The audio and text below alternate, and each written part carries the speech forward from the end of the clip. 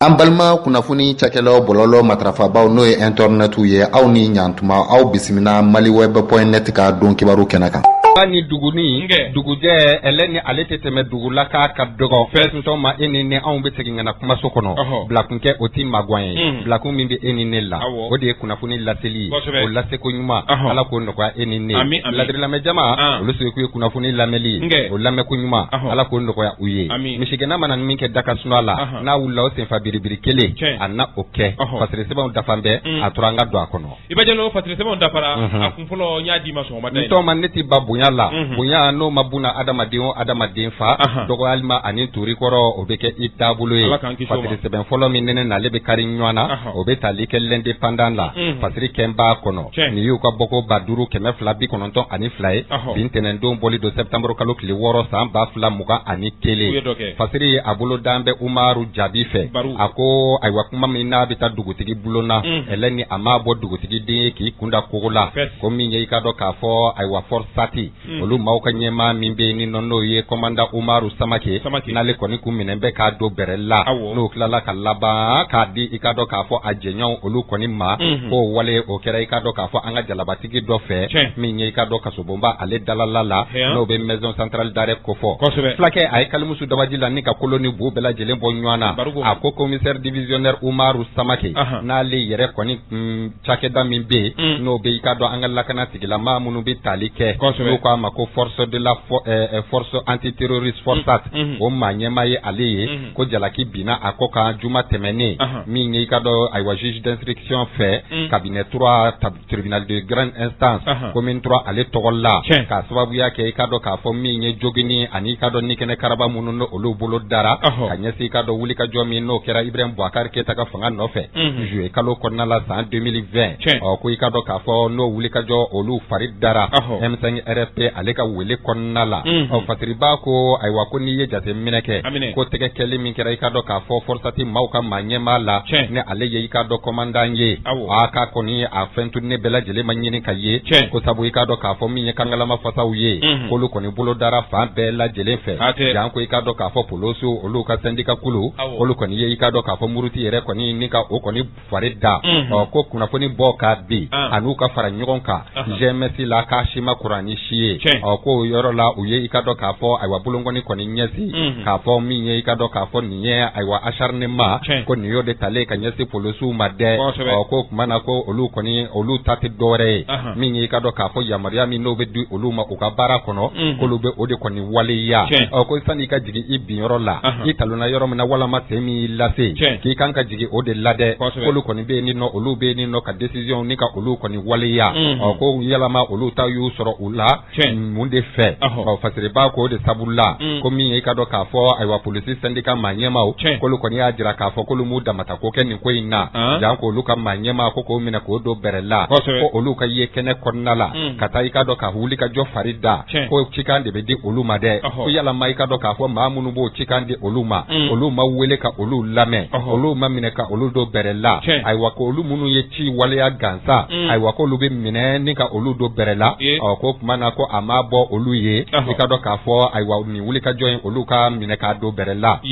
ale bi n'a ka bi fasiriba ko ayiwa min ye polisiw ka syndicat kulu k'o kɔni ye a jira k'a fɔ ko min ye i ka dɔn k'a fɔ wulikajɔ minnu ni olu kɔni b'a la ka o dabɔ k'o kɔni tɛ dɔwɛrɛ ye ko n'i y'a lajɛ ko min ye i ka dɔn k'a fɔ a waati min ye ayiwa fali bɛ kɛ waati min na n'u b'a la k'a turu ta k'a da forsati ko minisiri min ni i ka dɔn k'a fɔ ale kun ɲɛsinnen don lakana ma ko bɛɛ lajɛlen b'a dɔn k'a fɔ forsati tɛ bɔ a yɛrɛ ma ka taa intervention kɛ a yɛrɛ ye o a ko ji bɛɛ lajɛlen ni a tɛmɛsira ko ni forsati bɛ taa a ko i ka dɔn k'a fɔ a bɛ kɛ minisiri ka yamaruya kɔnɔ walama ɲɛmaa wɛrɛw ko o minisiri ma wele o ɲɛmaaw ma wele ko baga bɛ taa kɛ i ka dɔn forsati maa ɲɛmaa ma ko k'o minɛ k'a fɔ k'o bɛ bila bɛrɛ la ko tuma na ko sariya tɛ fila ye sariya kelen pe de don a bɛ boli jamana kɔnɔden bɛɛ lajɛlen kan i n'a fɔ a kan ka boli cogo min na ko min ye i ka dɔn k'a fɔ ayiwa commandant minnu bɛ yen n'u bɛɛ bɛ forsati kɔnɔna la ayiwa polisi dɔrɔn tɛ dɛ ko min ye garde national ani gendarmerie k'a jirala k'a fɔ k'olu fana bɛ na lamɛ i ka dɔn k'a fɔ nin sɛbɛn fura kelen in na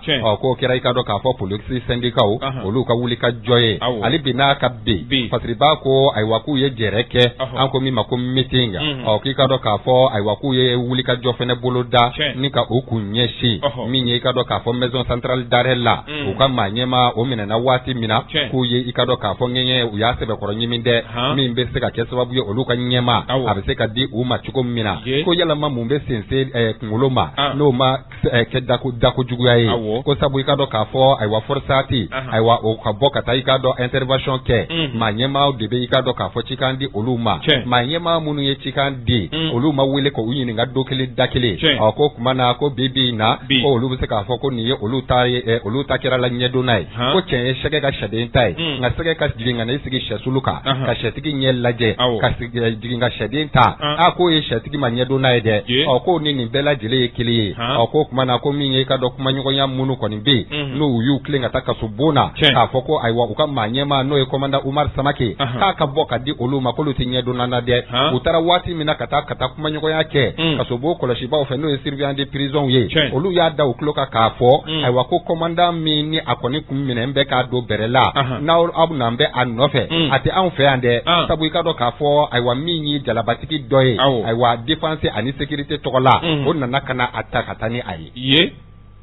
k'a t'olu fɛ yen wa k'a t'olu fɛ yen o kɔni n'i bɛ taa kaso la kaso wo fila ya ou bien a taara kɛɲɛrɔba de a taara nka ko o tilala ka na ta yanni polisiw bɛ se o bɔra n'a ye o bɔra n'a ye ntɔma o fɔ waati min na ayiwa surveillant de prison de kɔni y'o fɔ sa maa bɛ don kaso la ni fɛn ni sɛbɛn de b'i labɔ fɛnɛ payi Fasiriba ko o min ye i ka dɔn mobili sentelima n'u k'a ma ko pick-up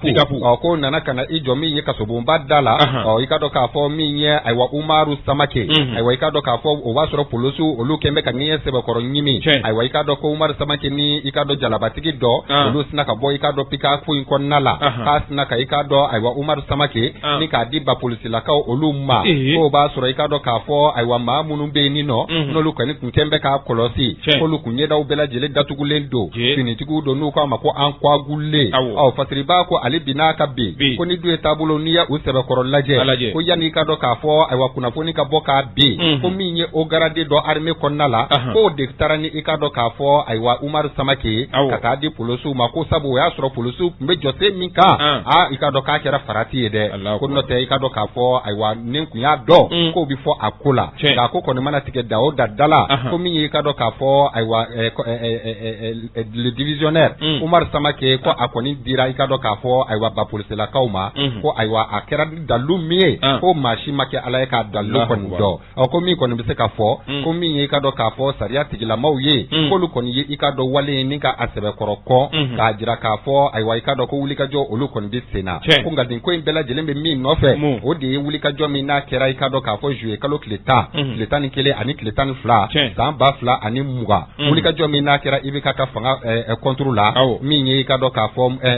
M5 RSP ayiwa n'o ye mouvement du 5 juin olu fɛ ayiwa ko ni fali bɔra a la ani joginiw ayiwa ko de la sa i ka dɔn k'a fɔ ko dɔw yɛrɛ y'a jira k'a fɔ maa 23 o ni kɛnɛ karabara dɔw yɛrɛ ko ayiwa ko maa 10 ani 4 k'o ye MINUSMA ka jate k'a ko kɔni mana tigɛ da o da la ayiwa ko min ye ba polisilakaw ye k'olu kɔni ye i ka dɔn muruti boloda k'a fɔ ayiwa ko kan ka taa daminɛ yɔrɔ min na n'a ma taa daminɛ yen nɔ ko kumana ne sen don ji la bɛ maa min kɛ bozo ye n'i ta sama gɛrɛ yɛrɛ la k'i na k'i yɛrɛ ma hɔrɔn ye nin ye kunnafoni ye an ye min bɔ indépendant kɔnɔna la Umaru Bari ale ka nɔbila don ka bidon bɔli don i bɛ jalo Umaru Bari an b'a fɔ nin tɛ ɲuman ye jamana kɔnɔ o kumana tamasiyɛn ɲuman tɛ nin ye sariya n'a nana a bɛ na bɛɛ lajɛlen de kama nka komi kelen filɛ tiɲɛ la ɲuman tɛ dɛ an kana ɲɔgɔn nin tɛ ɲuman ye dɛ maliden kelen don ka kasobonba fa koyi ni bɛɛ fɛnɛ ka maa ko k'i bɛ wuli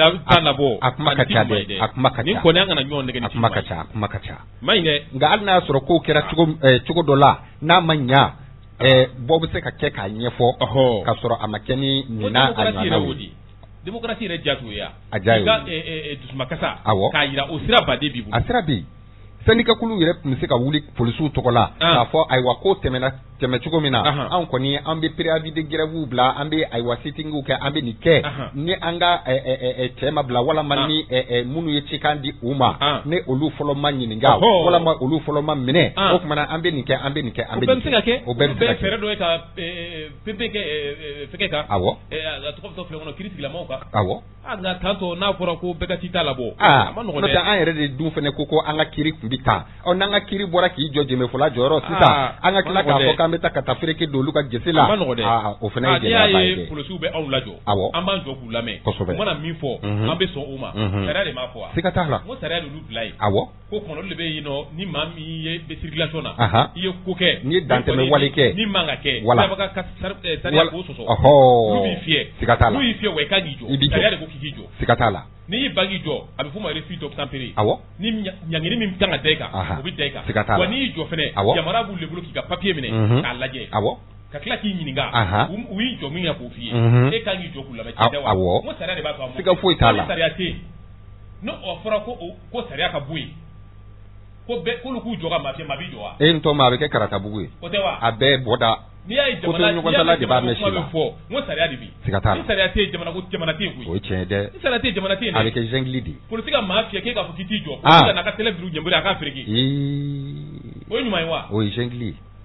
o kuma na n k'a lajɛ dɛ o y'an ye jɛngili kɔnɔ dɛ sariya ko de ye jamana fɛn fɛn siga t'a la n'i y'a ye kiiri tigilamaw bɛ maa wele ka t'i datugu awɔ sariya o fanga de d'olu ma siga t'a la n'o tɛ o bɛ se ka kɛ wa abada ni juge ta ka juge ya minɛn kɔnɔ awɔ a bɛ se ka jɔn minɛ ka taa datugu ayi o kuma kɔni t'a la o juge ti baga maa si ma koyi juge min yɛrɛ filɛ n'a bɛ datuguli kɛ n ko an kɔrɔw don an dɔgɔw don an faw don an balimaw don an sinjiw don an limanaw don an teriw don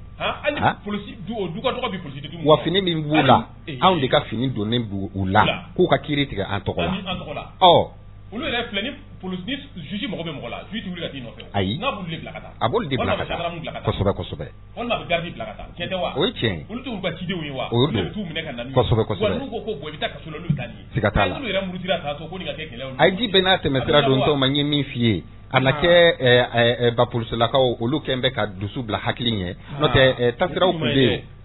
laɲini sɔrɔli la sira ka ca yaasa i ka se k'i ka laɲini sɔrɔ wa a bɔra sugu bɛɛ b'i bolo awɔ n'o tɛ SE ɲɛmaaba Musa Jawara tɛ ne ka ye na Sumelu Bube Mayiga a bɛ yen premier ministre kɔrɔ a tɛ nin wa madame Buhari Fili Sissogo a bɛ yen jarabatigi caman tɛ ye yan général dɔw bɛ yen Samake tɛ jɔ Sumelu Bube kɔrɔ koyi ne fa ye dɛ n da t'o kuma la dɛ ne ka min f'i ɲɛna n bɛ fɛ k'a fɔ jɔyɔrɔ ko la nin ye commandant ye nin ye ministre ye a jate minɛ kɛ an ka kow f'a fɔ cogo la ministre commandant mana kɛ cogo cogo i bɛ ministre duguma o ministre kuma t'a premier ministre la ma donc o premier ministre sera ka minɛ ka bila yɔrɔ min na kiri ma bɔ a la wɔyɔ ma bɔ a la donc an ka lajɛ n'i y'a ye o sera ka taa ni o ye o y'i jɔ sariya de kɔrɔ o sariya de ko ka taa n'a ye sariya tigilama don nka n'o tɛ o bɛ ka taa n'a ye sira jumɛn fɛ a kuma ka ca dɛ Ala ka sɔn ɲuman k'a ye ami Iba Jalo Masiri halisa an bɛ tɛmɛ n'a ye o bɛ bɛn sɛbɛn min b'a ta a bɛ l'indicateur du renouveau a bɛ ale ko fɔ Masiri boloda b'a kɔnɔ Iba Jalo u ka bɔ ko 3,000 300 85 u ka bitinɛdon bɔli don septembre kalo tile 6 san 2000 ni san 21 Iba Jalo maa min kɛn bɛ ka nɔbilani k'a boloda a bɛ Adama Jabatɛ a bɛ ale ko fɔ Kalajula Sangoyi Iba Jalo a ko wulikajɔ min n'i bɔra k'i da don a la n'o kɛra ba polisilakaw olu ka lafasali jɛkulu fɛ a ko u taara ka taa kumana kasobonba ale dala n'u taara kasoboba dala u bɛ maa jumɛnw sɔrɔ yen u tɛ kasobon gardien ko fɔ a ko Sylvain prison siga t'a la Iba Jalo o kumana olu fana k'u ye wulikajɔ kɛ o kumana u ye ɲɛfɔli kɛ dɛ u ka jɛkuluba min bɛ yen n'o y'u ka lafasalitɔnw ye olu ka faraɲɔgɔnkuluba min bɛ yen n'an k'o ma ko synergie des sections syndicales des surveillants de prison Iba Jalo u fana u bɔra o kumana dɛ u ko o kumana wulikajɔ a kɔni a kɛra ba polisilakaw kɔni olu fɛ o min kɔni n'o kɛra olu kɔni u fana bɔra u nana ɲɛfɔli kɛ maaw ye sibiri don septembre kalo tile 4 san 2000 ni san 21 u ye ɲɛfɔli kɛ kunnafonidilaw ye u yɛrɛ ka dala ye siriba ka fɔ la a ko u ko wulikajɔ min kɔni n'o kɛra diyagoya la ka na ba polisilakaw u ka ɲɛmaa min kɔni n'o tun bɛ o kumana forçati ale la o kumana a ko mandat de dépôt o de kɔni dara a kan u ka bila ka taa kasobonba kɔni ale la o mandat de dépôt min dara a kan dɔwɛrɛ tɛ ɲininiw bɛ ka kɛ ani sɛgɛsɛgɛliw bɛ ka kɛ maa minnu sara juillet kalo tile 10 tan ni 1 ka taa tan ni 2 la san 2000 ni san 20 Abdulaye Laji Burama ale ka fanga waatiw la a ko sɛgɛsɛgɛliw ɲininkaliw kɔni a bɛ ka kɛ ninnu de hukumu kɔnɔna la b'a ka fɔ la a ko ninnu kɔni u ye ɲɛfɔli kɛ u ka conférence u ka point de presse la u y'a jira k'a fɔ ko bapolisilakaw u kɔni u nana ka na mun kɛ kasobonba kɔni a da la o kumana an bɛ don min na ko bi o kumana a don kɔni n'o ye jumadon ye Ayiba Jalo k'a kɔni a kɛra ko jijalen ye olu kɔni u bɛ mun ɲini u fɛ fɛn min kɔni ye u k'a lajɛ o kumana u ka hakili kɔni k'o bila ko bɛɛ lajɛlen ɲɛfɛ ko min kɔni kun kɛra ko k'u bɛ foli ta k'a ɲɛsin u ka tɔndenw ma fɔlɔ sabula a donni kama maa minnu tun bɛ kasobonba yɛrɛ kɔnɔna la n'o o ye surveillant de prison ye k'olu fo koyi ko k'a sababu kɛ u ka baara ɲɛdɔn an'u ka hakili sigi ko kumana k'u ye ko in lata cogo min na k'o de kɔni ɲana n'o tɛ k'an bɛ yɔrɔ min na ko bi ko dɔwɛrɛ tun bɛ fɔ min tun tɛ nin ye koyi ko nka fɛn min ye u ka baara ɲɛdɔn an'u ka o kumana hakili sigi an'u ka faamu Ayiba Jalo k'o de kɛra sababu ye nin ko in kɔni fɛn min ye kojugu o kɔni o balila dɛ ko kojugu kɔni o balila a ko ko n'u y'o foli lase olu ma ko polisilakaw u b'a yir'ula k'a fɔ fɛn min y'o bɛɛ lajɛlen bara kelen kɔnɔ kisɛw don u b'a dɔn k'a fɔ ko min kɔni n'a kelen filɛ nin ye olu kɔni u b'u ka yɔrɔ la u ka baaraw kɔni u bɛ olu la u kɔni u b'a ɲini polisilakaw fɛ ko kɔni n'a kɛra ka lajɛ fɛn min ye hakili kɔni k'o bila ɲɛfɛ kɔni na o kumana ko bɛ se ka nɔgɔya cogoya min na parce que b'a ka fɔ la a ko nin ko in kɔni kɛnɛ kan n'i y'a lajɛ lieutenant colonel Sori Ousmane Touré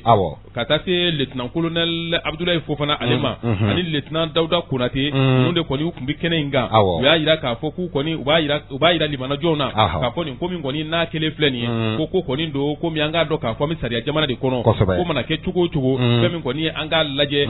u k'a dɔn k'a fɔ olu polisilakaw u ka baara tɛ dɔwɛrɛ ye maaninfinw k'u bolofɛnw k'u n'u bolofɛnw bɛɛ lajɛlen lakana kɔni ka baara kɔni o bɛnnen don de ma wa kalekan-siyɛn u y'o kɛ o kumana k'u b'o bɛɛ lajɛlen batu o kalekan-siyɛn kɔni n'o kɛra ko kumana ko mana gɛlɛya cogo cogo kan kɔni an kan k'a lajɛ fɛn min kɔni ye hakili la o kumana a bɛ se ka nɔgɔya cogoya minnu la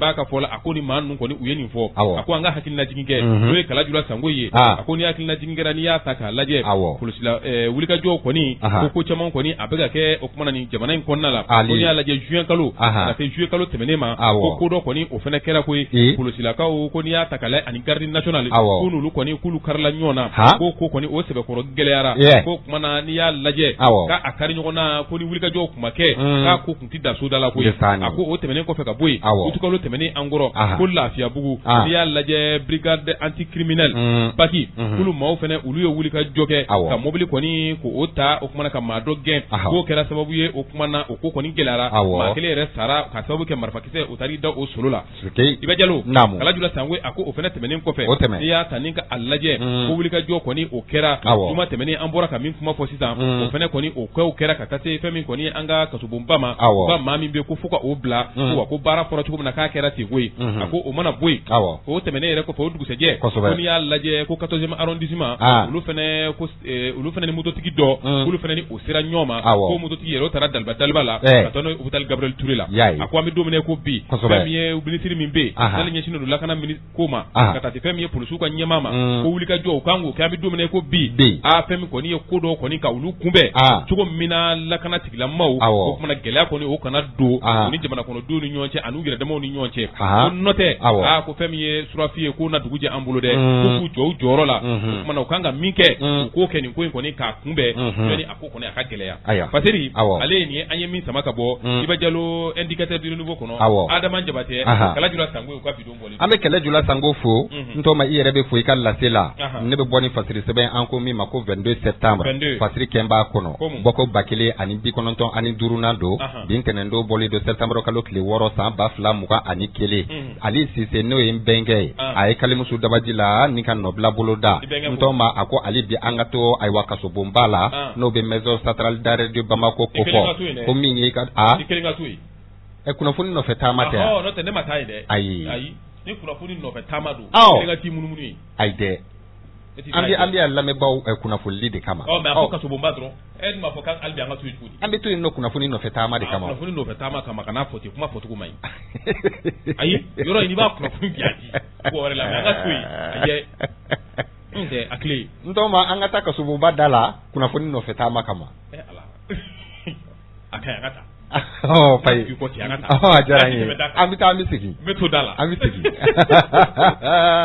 Benge Ali Cissé ako aywa ko Sumelu Boué Maïga ko ajodo de ko sabo aywa minye ka do kasara ko aywa ko eko akishilendo o makasobumba konna la wa minye ka do ka fo ko juma temeni le la fana to dune ko fe ko lere dama ko kera ika do aywa sira ani misi aywa o dakunye kasobumba ani ika do adafela udla ka sababu yake minye seben fura no ka mako madadi depo ko koni dara ika do forsati manyema ale koninka segeli munu no lubala ka boli ka nyesi fali munu kera ika do jouer ka lo kletan nikele ani kletan ani fla samba fla ni muga ko minye ka do ka fo police bayirika ko lu de koni ngeye ni ga sebe koro nyimi ni ka ika do kasobumba dalala ni ka asegere ko juma temele majade ko minye ika do marafa olu bala ka ci sanfe kunga olu bala ka bo ratatata tui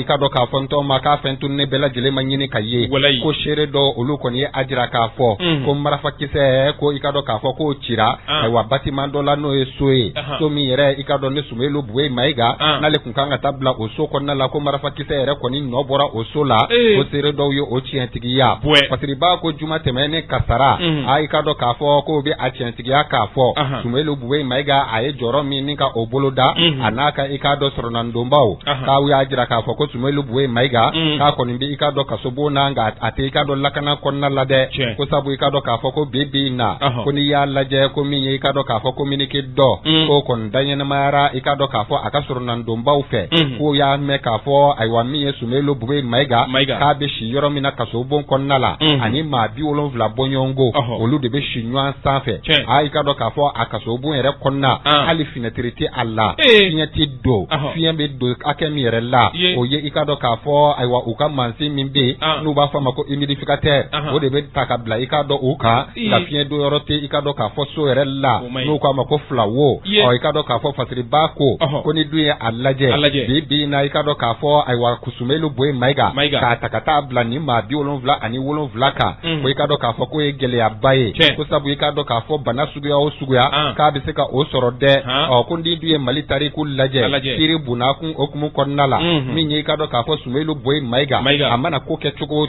na ika do ka fo aywa joro mi no ko ni kumbi alla anda ye joda mi fa jamana konnala ali ka da fanga nyama ya gouvernement kuntigiya o ko ma be se ka fo ani ika do ka fo minye ministru ye ko aywa ko o bala ka minda Sumelu Boué Maïga ka ko aywa ko ika do ko ani ni mankande ko sabu ika do ka fo buna aramade hakew ko ni yo olu bela jele la fulide o fasiri ba ko ni beke kunti dore ka ke kunde ka Sumelu Boué Maïga ka la jaba ake kunde ka Sumelu Boué Maïga ka dulebu kurun kono kata yira dama yira dangana ko ni ke kunti dore ka Sumelu Boué Maïga ka bo miseli wofe o ko mana ko mi ye ka do ka fo aywa ko ni ti dore ko fo jugu ya dama tankulu ko sabo aywa seben fura mi ne ni be yini ngake asantai ka o Kongo ka sebe foloko bo ola ka kila ka Sumelu mine kata datugo ka sobola ko ni shenyugo jole kalaba kono de wala maika do chefan fara mana mani kusa ko gaba kuru ninga janfa bi ola ko ika do ko Sumelu Boué Maïga alina soro ko ni bela jelembe ka ke alla ka sobo konna la kana haklu bi nyafe anyema jolendo iba fo ngomi yira na mode wa ika do ka fo aywa akli sigimbe iba fo aywa tiga tulu odo awo ay ko ni mafoy kala ni deguni ni gele afen fe be ka ke alla ka mafoy bo alla a akli sigile anyama ha pai wa anyama jole ata do ko fere abana ni beba la boy buna na madini na tiya kono ni beba la nto mo lamba fiye ngo buna ara madini ni masa ikana fo kika fani wulu ni mafsa na de no te wulu do resta satugo o besta ni buna ara madini do resta satugo ni mama sa fembe jurubi Allah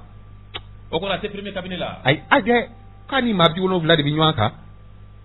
premier cabinet fene mo ka chango ko dans un moment de confusion tel que celui du vendredi tout peut arriver y compris le pire dans un communiqué rendu public par ses conseils on apprend que SBM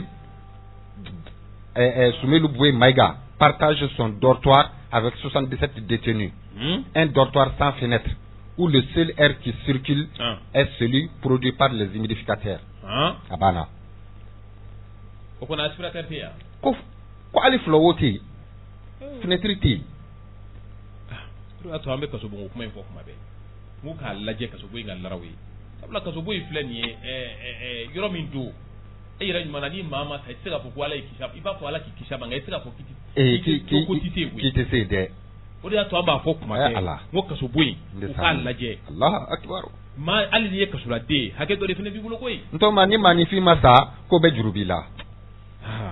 ala ka sababu ɲuman kan ye ntɔma nin ye fasiri ye an ye min bɔ ayiwa 22 septembre kɔnɔ Ali Sise ale ka nɔbila don bɛnkɛ Ali ka bɔ u ka bidon bɔli kɔnɔ Iba Jalo Ali Sise an b'a fo o kuma na halisa fasiri sɛbɛnw ne bɛ tɛmɛ n'u ye kunnafoni nasira la o bi bɛn n bɛ to indicateur de nouveau halisa n bɛ to ni ale ye o kaɲi Iba Jalo fɛn min ye OD ale de kɛn bɛ ka nɔbila bolo da a ko o kuma na faali min n'ale kɛra juillet kalo la o kuma na san 2000 ani san 20 a to sira tɔ k'a bɛ ka gwanɛ fɛn min ye polisilakaw k'u ye kiiri tigilamaw olu ka lafasalitɔ min bɛ yen k'u y'u jaabi dɛ k'u jaabi dɛ e ko mun kɛra olu dɔrɔn tɛ ani Musa Mara ko mun fasirikɛba a ko o kumana k'an bɛ yɔrɔ min na ko sisan ko maa bɛ se k'a fɔ ko yala ko furu kɔni e ko a ma sa ni kumana ni maa fila ninnu ni ɲɔgɔn cɛ wa jɛkulu fila ninnu ni ɲɔgɔn cɛ n'o ye Samu ni Silima ani o kumana fɛn min ye polisiw ka lafasali jɛkulu min n'o kɔni bɛ yen fasiriba ka fɔ la a ko n'i y'a ta k'a lajɛ Samu ni Silima olu kɔni k'olu ye wuli ka jɔ kɛ fɛn min ye ka laseli kɔni ni ka o kɛ n'o ye communiqué ye ko min kɔni n'a kɛra juma tɛmɛnen in na Iba Jalo k'a jira k'a fɔ ko min n'a kɛra o kumana ko fɛn min kɔni don ko banbaci walew ko kumana olu kɔni olu de don dɛ fasiriba ka fɔ la o kuma min kɔni fɔra e ko o ma polisilakaw u ka lafasali jɛkulu min bɛ o ma olu tɔɔrɔ wa fasiriba ka fɔ la a ko kumana u y'a jira k'a fɔ fɛn min ye Samu ni Silima ko kumana o kɔni u ye kunnafoni min di a ko o kɛra n'i y'a ta k'a lajɛ fɛn min ye sibiri tɛmɛnen a ko kununko an kɔrɔ ko n'i y'a lajɛ ko polisilakaw olu fana y'u jaabi dɛ olu fana y'u jaabi ni communiqué olu jaabi ni communiqué min ye ko kumana u y'a jira k'a fɔ ko fɛn min kɔni ye ko kiiri kɔni min kɔni kelen filɛ olu ka ɲɛmaa min na n'o bɛ forçati cɛba olu sera k'u labɔ ko min kɔni kelen ko kumana o kɛra kiiri ye kiiri min kɔni n'a kɛra dulokibani kanba ye k'a tigɛ ka bɛn a ma koyi taillé sur mesure fasiriba ka fɔ la ko kumana o min kɔni kɛra ko kiiri kɔni a ma o kofɔ koyi ko kiiri fankelenma ko n'i y'a ta k'a lajɛ ko baaraw kɔni k'olu de bɛ ka kɛ ko min kɔni bɛ ka kɛ ko n'i y'a ta k'a lajɛ ko Samu ni Silima k'olu kɔni ye laseli min kɛ k'a jira k'a fɔ k'olu ye kɛwale min kɔni ko ka o kɛ olu bɛ misali kelen kɔni olu b'o d'u ma ko wulikajɔ min kɛra tuma min na M5 RFP fɛ ko n'olu ka maa dɔw kɔni n'olu minɛna ko kumana mandat de dépôt dara olu kan juge fɛ n'o kɛra août kalo san 2000 ni san 20 k'u bila ka taa maison centrale d'arrêt la n'o kɔni n'o bɛ kasobonba ko fɔ olu talen yen nɔ ko kumana olu ko jɔn de y'u labɔ ko jɔn de olu labɔ k'olu bɔra cogo min na k'o ma kɛ bɛɛ lajɛlen ɲɛna wa o la ko juge tun bɛ yɔrɔ jumɛn fasiriba ka fɔ la a ko synergie des syndicats de la police o kumana halisa u kɔni u bɛ ka kuma k'u y'a jira k'a fɔ ko kuma min kɔni fɔlen filɛ k'ulu kɔni olu kɛra k'ulu ye bamanciyari min bolo da n'o bɛ rébellion n'o bɛ ale kofɔ ko kumana u y'olu ka ko min ta ka bila o minɛn kɔnɔ ko o ko min kɛ ni kelen filɛ k'u tɛ se ka jɛ n'o ye cogoya si la ko wa ko kumana u bɛ min fɛnɛ fɔ o ye politique maa wɛrɛ fɛnɛ ye n'o bɛ Musa Mara n'a bɛ ale kofɔ ko Musa Mara fɛnɛ kɔni fɛnɛ ye mun ta ka ɲɛsin u ma ko Musa Mara min filɛ ka kuma ko polisi joli taara o nɔfɛ tali min kɛra Kidali san 2000 ni san 14 ko tali min kɛra Kidali ko polisi caman ko kumana o kɔni o sara ale nɔfɛ ko Musa Mara ko ka nin sigi ka nin kuma in fɔ bi ko kumana ko nin kɔni nin ye dabalibanko ye ko kumana nin ko min kɔni kelen filɛ ko fɛnɛ u bɛ laseli kɛ u b'a jira k'a fɔ hali sini ni kiiri kɔni n'a bi kɛ k'a ka kɛ kiiri kɔni ka kɛ kiiri ye mun bɛ boli bɛɛ lajɛlen kan ko nka kiiri fankelenma olu kɔni u tɛ sɔn o ma ko wa k'u b'a jagoya ko min kɔni n'a kɛra ko maa bɛɛ lajɛlen ko kumana olu kɔni olu de ka wele a ko la ni ka olu ɲininka ko wa ko fɛn min ye wuli ka jɔ ko kumana o kɛn bɛ k'o fɛnɛ ni ka o bolo da ko ye ko ni Ala sɔnna ma ko tarata nata ko kumana ko GMS kɔnɔna la ni Ala sɔnna ma k'u na fara ɲɔgɔn kan ni k'o bolo da ye ka ɲɛfɔli kɛ maaw ye tuguni parce que b'a ko o kumana ko nin communiqué min kelen filɛ ka fara Samu ni Silima ta kan ko yala ko maa tɛ se ka fɔ bi ko o kumana ɲɔgɔn sama ko bɛ polisilakaw ani kiiri tigilamaw olu ka lafasali jɛkulu ni ɲɔgɔn cɛ wa Fatiri ale ye nin ye an ye min sama ka bɔ indicateur du renouveau kɔnɔ o de ale ka nɔbila sɛbɛn don ko affaire à suivre.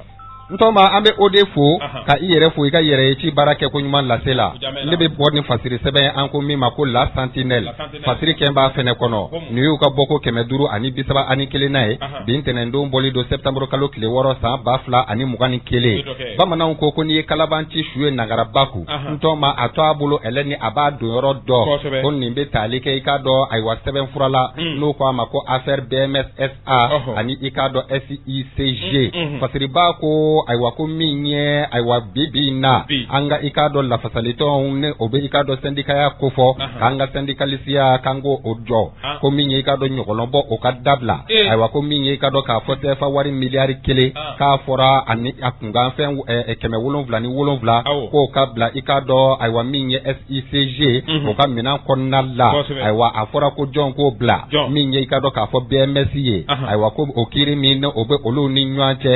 i k'a dɔn k'a fɔ ko min ye BMS ye k'ale kɔni kɛn bɛ ka i k'a dɔn ayiwa sɛbɛnfuraw n'u k'o ma ko faux avis de crédit ni ka i k'a dɔn ayiwa o ta k'o bolo da k'o kɛra i k'a dɔn k'a fɔ avril kalo tile 12 san 2019 k'a fɔra k'a sara i k'a dɔn cakɛda min ye n'o bɛ tali kɛ SICG Mali la nka i k'a dɔn ko BMS ale ye i k'a dɔn filameriw ni ka o fari da ni ka taa bila i k'a dɔn ayiwa kɔnti wɛrɛ kɔnɔ n'o bɛ tali kɛ SICG Habitat la Fasiriba ko a sɛbɛnfuraw yɛrɛ bɛɛ lajɛlen taralen bɛ gafe kɔnɔ n'u k'a ma ko facsimile Fasiriba ko n'a ta bɛɛ lajɛlen ko min ye i k'a dɔn k'a fɔ ayiwa jinɛ jumɛn nana ni kana i k'a dɔn nin wulikajɔ in ni ka o kɔni bolo da hali n'a y'a sɔrɔ i k'a dɔn k'a fɔ ayiwa farafinna kiiri bonda min bɛ yen n'o bɛ cour commune de justice africaine ko fɔ n'o ye i k'a dɔn ayiwa sariya bolo bɔ k'a bin n'o bɛ tali kɛ i k'a dɔn k'a fɔ numéro 068 2019 n'o kɛra ayiwa mars kalo tile 14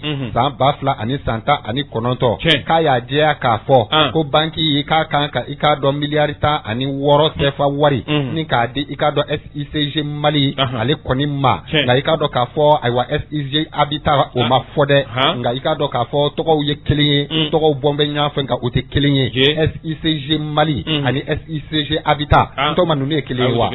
a fɔra ko k'a di SICG Mali de ma nka i k'a dɔn BMS ko y'i tugu ka taa bila i k'a dɔn SICG Habitat o ka kɔnti kɔnɔ o kɔnti min yɛrɛ fɛnɛ filɛ k'u y'o kɔnti jagoya kiiri ye de k'o kɛ i k'a dɔn filameriw kɔnɔna la Fasiriba ko ayiwa nin wulikajɔ minnu n'olu kɔni b'a la ka kɛ kabini i k'a dɔn mars kalo san 2019 kiiri ka taa i k'a dɔn cour commune de justice et d'arbitrage o ka i k'a dɔn ayiwa minɛn kɔnɔna la n'olu jab'a la o bɛ tali kɛ i k'a dɔn Abidjan kɔnɔna la olu ye kiiri tigɛ u ye i k'a dɔn ayiwa ɲangi boloda k'a ɲɛsin BMS SA ma k'a fɔ ayiwa min ye Sunzan ta ye kɔmɔ ye nka ne kɔmɔ bɔra Sunzaki dogo o ye kɔmɔtigiya la hɛrɛ ye wa ko tuma na ko min ye i k'a dɔn k'a fɔ sɛgɛsɛgɛliw kɛra jatew minɛna an nana ye k'a fɔ ayiwa BMS e kɔni kan ka i k'a dɔn musaka di i k'a dɔn CICG Mali i kan ka musaka min di a ma kiiri tigɛlen kɔfɛ o bɛ tali kɛ i k'a dɔn CFA wari miliyari 16 la miliyari 16 ko min ye wari den tɛ dɛ équipement minnu fana bɛ yen n'olu bɛ i k'a dɔn k'a fɔ u ka minɛnw ko fɔ n'a ma bɔ a sira fɛ olu fana bɛ minɛ ni ko olu don bɛrɛ la ko n'i y'a lajɛ ani i k'a dɔn k'a fɔ musaka wɛrɛw bɛ yen n'olu ma fara a kan ko n'i y'a bɛɛ lajɛlen fara ɲɔgɔn kan k'a bɛ t'i jɔ CFA wari miliyari 17 la Fasiriba ko bi na ko n'i y'a lajɛ ko min ye BMS SA ko bɛɛ lajɛlen b'a dɔn ale kɔni jalakilen don k'a fɔ CFA wari miliyari 16 o ka di SICG Mali ma ko nka i k'a dɔn k'a fɔ ayiwa k'u yɛrɛ ka fɔ la k'u ye i k'a dɔn k'a fɔ ayiwa wulikajɔ olu kɔni daminɛ min b'a jira k'a fɔ ko musakaw olu kɔni sarali o bi dabɔ i n'a fɔ sariya bolo min n'o taara CCJA ale kɔni fɛ ko yalama i ka dɔn k'a fɔ min ye ayiwa BMS SA olu b'a la k'u neri bɔ jɔn kelen de la dɛ de qui se moque-t-on ɲininkali to min sigi Fasiriba ko k'a ko kɔni mana tigɛ da o da la ko bɛɛ lajɛlen kɔni b'a dɔn k'a fɔ ayiwa Sunzan bɔn bɛ fali fɛ a den tɛ SICG Mali ani SICG Habitat ninnu ye fɛn kelenw ye Habitat bɛ dɔ la e bɛ to ka taa bila Habitat compte kɔnɔna la alors que a fɔra k'e k'a sara ayiwa CICG Mali de Fasiriba ko bi na ko n'i y'a lajɛ min ye i ka dɔn k'a fɔ wulikajɔ olu kɔni bɛ sen na min ye i ka dɔn k'a fɔ banki BMS ye ayiwa ko ni wulikajɔ ma kɛ ko min ye kɔnɔ k'a bɛ to wara kungo la dɛ nin ye kunnafoni ye an ye min bɔ i ka dɔn k'a fɔ ayiwa La Sentinelle kɔnɔ dankɔrɔba bɛɛ si jara ale ka nɔbila don u ka bidon bɔli don ko n'a to ko tɔw lamina ko don n'a nataw la k'u na kolo ani bu ani i ka dɔn gundo tɔ k'u na olu walankata n'u y'a bila yen nɔ an fana n'a tɔ da u tulo kan ibajalo ame be sambale fo ira ku igala seke ko nyumana sa fasiri sebe ne beti menu ye indicateur du renouveau mbale ta ode ale de kembe kan nobla buluda ibajalo be miye sigia fo bami no kuma be ka fo assise nationale ani assise nationale pour la refondation ani organe unique de gestion des élections ibajalo akoko ni ka kuma eko ni kelente tukalamai be miye mamulu be nulu ko no gabai CDAO o kuma na awni gouvernement nyama oni ulu ni nyonche wa kodi woso kala mantu bulu ko ni kembe tu kala mai de subhanallah parce que baka pola ka kembe tu kala mai min ko ni na be o kuma na gouvernement abale tike ko no bi ka sabu ke ni yalla je ko no ba min be no be tinale CDAO ko ni ale tola nan ko ma ko Goodluck Jonathan ali ibajalo bakat nange kabri kunu ngwana na koy Jonathan gon o de la abi yere abi ni so jale lo fande anana abi ka Goodluck kunu ngo akapanguru tuna aho ibajalo ako ko kuma ngoni afora abri alamsa temene femiye o kuma na wulika jo o kuma na obina na ke Goodluck Jonathan kale koni abin nale o kuma na ngaje manay ngono dowrete o kuma na niya taka laje ko koni ninga na laje dabulu bi chugo mina ani kuma mulu ire koni bulu daledo ni ngoyon koni ulu sekar ken no ay chugo mina parce ba ko de kamasa niya laje Goodluck Jonathan aduna femiye anga fa bay ngono ya niya laje kile sababu nyongo akoni anoke anaka delegation ibajelo fatiri ke ba ko ako Goodluck Jonathan niya taka laje ni mamulu kanga nyonsoro ko koni mamulu bi jamana ngono ulu dabi karikari nan kulu makule force vive c'est la nation anulu kanga nyonsoro no temena ka boy politique maw o mana boy femiye mamulu ko dibbe nulu ye la sikidonye o kuma na nulu ye la sikidonye anga jamana ngono ya ndeo koni o jamana tola kanu lu fene ulu kanga nyonsoro ani chefanga anyema u kanu ulu fene ukanga nyonye c'est ba ka fola ko otidore ye ko mina bela jele dabe sika do buru kelena inga fie nyon fe transition abisika nya chugwa mina ko chama chefanga yi ko kabiri kunungo femiye mediateur Goodluck Jonathan ka koni ayewuli ka joke anana romina ani bara ko buluda shima kurani shiye ko ka koni comité de civil local de la transition koni ata ninka allaje ko na wuli ka jo koni ulu koni onulu kelenga nyoy kuma mina ba ko akoni ata ninka allaje no koni no wuli ka jo onulu kera ko kun temene koni ulula koni allaje femiye gouvernement nyama shogal ko kala maiga ani nunu kanga nyonye kati femiye politique mauma ani nunu bela jele ukanga nyonye ko niya taka laje ko kuma na kan na limin koni kera tiri ba ka fola ako wuli ka jo koni o kera tiliala ko mi koni na baraw koni ulu se ka buluda ako o kuma na mamulu be ulu ye CDAO o kuma na aka lasigi dewi jamana mulu be CDAO kono lu ko lasigi de mulu bia kan ulu koni ulu ye nyon kuma nyonya abri kunungo tiri ba ko bi ko be betne do ma septembre ko lokle woro samba fla ni sam wani kele Goodluck Jonathan anaka delegation ko niya tala nika allaje femiye gouvernement nyamai premier ministre shogal ko kala maiga ko kuma wuli ka jo ko ni ulu kanga ke nulu ko ni ulu ka nyonye ni ma baddo kan ulu kanga nyonye ko midi kilo mana teme no ba après midi no be ale ko fo amulu be jamana ngono na kulma ko les forces vives de la nation anulu kanga nyonzoro o mana boye société civile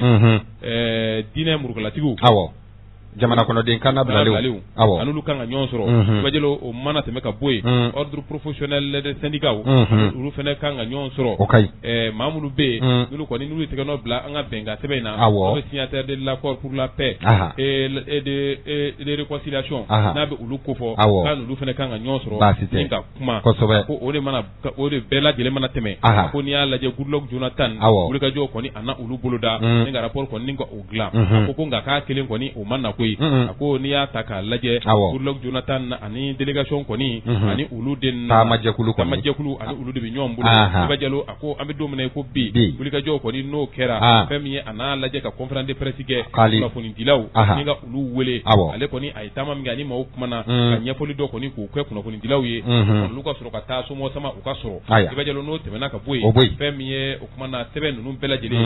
chama cha fanga nyema asimu goita ko ukmana ko bela jele anata taa ale tɛgɛ kɔnɔ o kɔni o ye baaraw kɔni ale kun cɛlen parce que ale ni an ye min sama ka bɔ indicateur du renouveau kɔnɔ o de ale ka nɔbila sɛbɛn don ka bidon bɔli indicateur du renouveau ni ale bila ne bɛ bɔ ni fasiri sɛbɛn an ko min ma ko le pays min ye an doakɛ Bouakari Yelkoe ale ka fasiri sɛbɛn don nka Isa Jigiba ale de ye Kalimusu Dabaji la ni ka nɔbila bolo da ko bamananw ko ayiwa n'i ye min kɛ cɛw tatɔ la ni u segintɔ n'u y'i sɔrɔ u b'o maninkɛmɛ kɛ i la ko min ye i ka dɔn k'a fɔ ayiwa nin ye gɛlɛya ye ka ɲɛsin Isa Kaojim ale ma dɛ ko sabu i ka dɔn k'a fɔ ayiwa a terilaka minnu bɛ yen n'o bɛ tali kɛ club des amis et sympathisants Isa Kaojim i ka dɔn k'a fɔ ko a tɔnden bɛɛ lajɛlen k'u ye u b'a la ka da ni k'a tan ka bɔ septembre kalo tile 4 ko min ye i ka dɔn k'a fɔ ayiwa k'u ye wele u ye a da u ka tɔndenw ye min bɛ tali kɛ i ka dɔn k'a fɔ ayiwa don kibaru dilaw olu kɔni welela ayiwa a kɛ kun tɛ dɔwɛrɛ ye u jɛɲɔgɔn ani i ka dɔn k'a fɔ u baaraɲɔgɔn min bɛ yen n'o bɛ tali kɛ i ka dɔn ayiwa Mohamed Tangara la n'ale ye chargé de communication ye ayiwa min bɛ tali kɛ club des amis et sympathisants Isa Kaojim la ko min ye i ka dɔn k'a fɔ bi in na k'u kɔni u farala ɲɔgɔn kan ayiwa i ka dɔn k'u bɛ fɛ ka walan ni ka o sɛmɛ ko wa k'u b'a la ka tɔn yɛrɛ u b'a la k'a da tan ka bɔ ko dɔw yɛrɛ b'a la ka Isa Kaojim a ka tɔn min yɛrɛ bɛ n'o ye ACRT ni k'o tan yɛrɛ ni k'o da yɛrɛ fɛnɛ tan ni ka bɔ parce que b'a ko nin foroba i ka dɔn démission min filɛ nin n'o b'a la ka kɛ ko sibiri tɛmɛnen min ye i ka dɔn k'a fɔ ayiwa Isa Kaojim terilakaw ka tɔn min bɛ yen n'o a bɛ ɲɔnɔ ani Kita Sikaso Segu Moti Nyoro du Sahel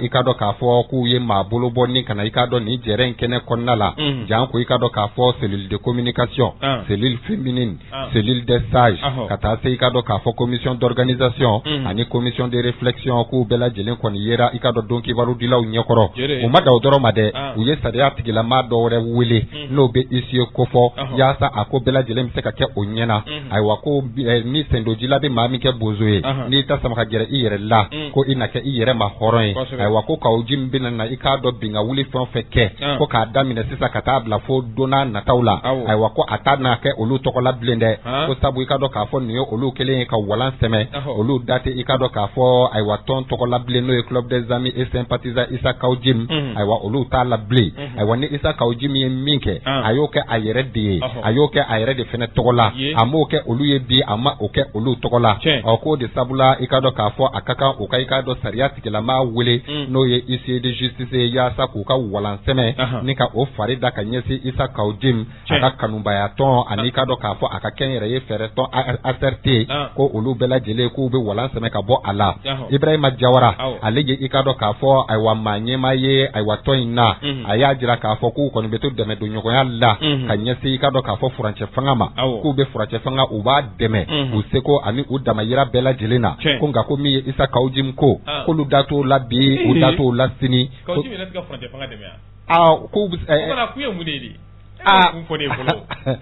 u ye min fɔ mɛ f'u k'o de fɔ la o ko sabu i ka dɔn k'a fɔ ayiwa ko min ye dɛmɛ ye ka ɲɛsin transition ma k'o bɛ tali kɛ an bɛɛ lajɛlen ka wuli ka jɔ de la ko sabu i ka dɔn k'a fɔ kurun kɔnɔmɔgɔ bɛɛ lajɛlen ŋaniya k'o ye ba tigɛ ko ɲuman ye ko nka i k'a dɔn k'a fɔ kɔrɔfɔli tɛ ka ɲɛsin Bamba ma min ye Azizi Mayiga n'ale ye i k'a dɔn président du Kazi ayiwa cercle de Ɲono ka taa se représentant min bɛ tali kɛ Moti ani i k'a dɔn secrétaire général Kazi Segu ka taa se Isa Sise n'ale ye chargé de la communication ani information ye Kazi la Sikaso min ye gabakɔrɔ musow olu fɛnɛ ma to kɔ k'olu bɛɛ lajɛlen kɔni ye a jira k'a fɔ ko ayiwa ko min ye Isa Kaojim ka nin tɔn min filɛ k'a kun b'olu ka yɔrɔ la ko wa k'a t'olu ka yɔrɔ la bilen dɛ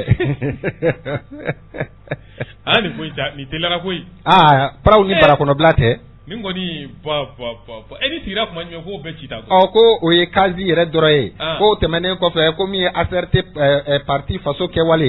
ko i ka dɔn ko olu yɛrɛ kɔni ko maa caman b'a la ka bɔ cogo min na maa caman b'a la ka bɔ ten ko tuma na ko Isa Kaojim k'olu kɔni u t'a ka ko la bilen ko i n'a fɔ misali la madame Zeinabu Jara ale ye i ka dɔn k'a fɔ n gabakɔrɔ dura o musow ka maa ɲɛmaa ye k'ale kɔni ye a jira sa k'a fɔ ayiwa ko musow ka tɔn min n'ale kɔni kun kɛn bɛ k'o jaso ka tugu i ka dɔn Isa Kaojim kɔ olu de ko k'u kun bɛ a la ko kuma na k'olu bɔra a la ayiwa o kuma na Isa Kaojim k'a kelen k'a a yɛrɛ ta ko parti yɛrɛ maakɔrɔba n'o ye le doyen du parti ani ka dɔn k'a fɔ musow ani ka dɔn maa wɛrɛ k'olu bɛɛ lajɛlen démissionné na ayiwa ko ka dɛmɛ don ɲɔgɔnya ta ka ɲɛsin a banna Mohamed Tangara ma ko min ye Jawara yɛrɛ n'o ye maa ɲɛmaa ye o ka fɔ ye ko yanni i ka dɔn k'a fɔ ayiwa nin jɛrɛ in cɛ ko min ye i ka dɔn k'a fɔ bureau exécutif yɛrɛ la ko maa 34 na ko maa 28 k'olu bɛɛ lajɛlen kɔni kun démissionné na. an kɔni bɛ démission dɔ maa kelen maa fila nka bɛɛ ka taa ɲɔgɔn fɛ k'aw ji min fana fɔlɔ i ka tɔnɔ. u bɛ tɛgɛrɛ fɔ k'i la yɛlɛ sanfɛ u bɛ tɛgɛrɛ fɔ k'i la jigin. politigi ala. politigi b'a f'i ye n'i t'a dɔn kana don a la. Alahu akibaru. an kɔni bɛ démission ye kelen fila. awɔ. e ka bɛɛ démissionné ɲɔgɔn fɛ. foroba. nka mun de bɛ yen. ne ma se ka min fɔ yan mun de bɛ yen. ko bɛɛ taara ka Isa Kaojimi to a ka kazi a terilakaw a n'a ka parti maaw k'u bɛɛ lajɛlen kɔni ye i ka dɔn k'a fɔ u kɔ kɔni bugɔ nka k'u y'a jira k'a fɔ ko min ye Mohamed Tamara ye k'u b'o dɛmɛ wa i ka dɔn k'a fɔ min ye furancɛ fanga ayiwa n'o ye transition ye k'u b'o dɛmɛ u seko ani u damayira bɛɛ lajɛlen na ko tuma na ko min ye bi na ko le numéro 10 du M5 du mouvement du 5 juin rassemblement des forces patriotiques n'a capitaine Jala n'a tun bɛ i ka dɔn Isa Kaojimi bolo k'a ka maaw bɛɛ lajɛlen a t'a bolo dɛ a ma fɔ k'a se bilen yan a ma fɔ ko M5 est mort de sa belle mort ou bien ale de m'o fɔ ale bɛ se ka tila ka kɛ cogo di a bɔra o capitaine ya la dɛ ale bɛ ACRT ni kadi in de la nka ninnu yɛrɛ taara ninnu ta kun dɛ tile ka t'o fana ɲɛɲini fo fana kun ka fɔ an ye dɛ an bɔra la o tiɲɛ nka mun de y'an bɔ a la k'o fana fɔ an ye dɛ ko u kɔni tɛna na don a ko kungun ni a ɲɛɲɛ k'u tɛna na o fɔ ko sabu i ka dɔn k'a fɔ ayiwa ko nin ye sokɔnɔ ko ye u yɛrɛ damaw ni ɲɔgɔn cɛ ko tuma na n'a ma ya k'a fɔ ayiwa hɔrɔnya de ye u jɛ ko hɔrɔnya kelen olu b'a fisaya ayiwa ko ban ka fisa janfa ye k'olu kɔni bɛ taa ni u yɛrɛ ye ko tuma na Isa Kaojimi yɛrɛ k'a b'a dɔn k'a fɔ ayiwa u taara kun min kama ko maa bɛ se k'a fɔ ko nin waati laban in k'a kɔni b'a la ka gɛlɛya Isa Kaojimi ma dɛ ko ka kɔni ɲɛ a yɛrɛ kɔni kun ye wuli ka jɔ kɛ ka taama ka taa jamana kɔkan la jan ko min ye Faransi jamana ye k'u ye i ka dɔn k'a fɔ bere ye ani kabɔ kɔrɔw ta a nɔfɛ k'o fana ma ja a la awɔ o janjo fana ma ja a gɛlɛyara ala Kaojimi ko la descente aux enfers de Isa Kaojimi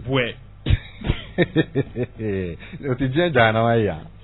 ala ka sababu ɲuman kan ye maanifin don dɔ i ka ja don dɔ i ka surun ko kumana ko Isa Kaojimi k'a yɛrɛ nɔfɛ maaw bɛɛ lajɛlen ye k'u b'a la ka datugu a kelen da la nin ye kunnafoni ye an ye min bɔ ayiwa le pays kɔnɔ Isa Jigiba ale ka nɔbila don o ka bidon bɔli don Ibajalo jɛ o jɛ n'a sigira fɛn dɔ kan o jɛ kɔni o bɛ ban don la daminɛ don bɛ fɛn bɛɛ la ban don bɛ fɛn bɛɛ la